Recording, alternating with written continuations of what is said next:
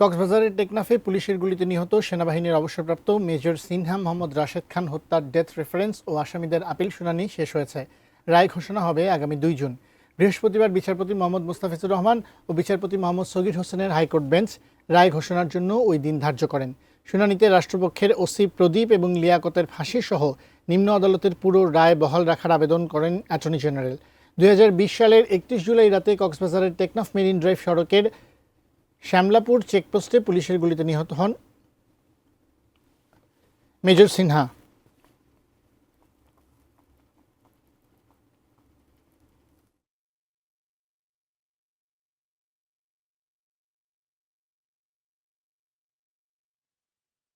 সমস্ত সাক্ষী, আসামিদের স্বীকারোক্তি, সবাই বলছে মেজর সিনহা গাড়ি থেকে নিরস্ত্র অবস্থায় নেমে 2 হাত উঁচু করে দাঁড়িয়েছিলেন।